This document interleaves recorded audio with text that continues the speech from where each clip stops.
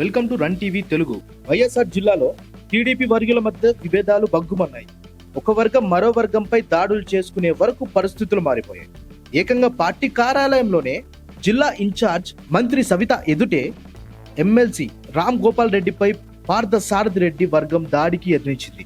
MLC Ram Gopal Reddy వైసీపీకి అనుకూలంగా వ్యవహరిస్తూ నియోజకవర్గంలోని మైనింగ్, ట్రిపుల్ ఐటీలో క్యాంటీన్లను ఉద్యోగాల విషయాలలో వారికే అనుకూలంగా వ్యవహరిస్తున్నాడంటూ ప్రత్యర్థి వర్గం ఈ దాడికి యత్నించింది.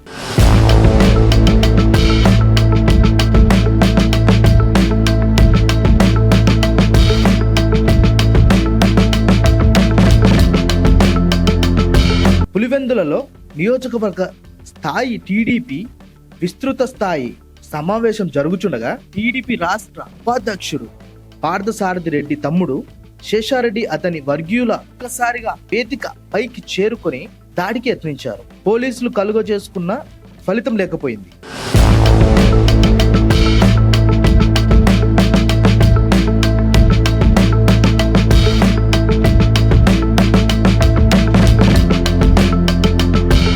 వేముల మండలంలో ఒక కాంట్రాక్ట్ విషయమై చోటు చేసుకున్న విభేదాలే ఈ గొడవకు కారణంగా తెలుస్తోంది. ఘటనపై మంత్రి సవిత తీవ్ర ఆగ్రహం వ్యక్తం చేశారు. సమస్యలు ఏదైనా ఉంటే తన దృష్టికి లేదా పార్టీ అధిష్టానం దృష్టికి తీసుకెళ్లాలని సూచించారు.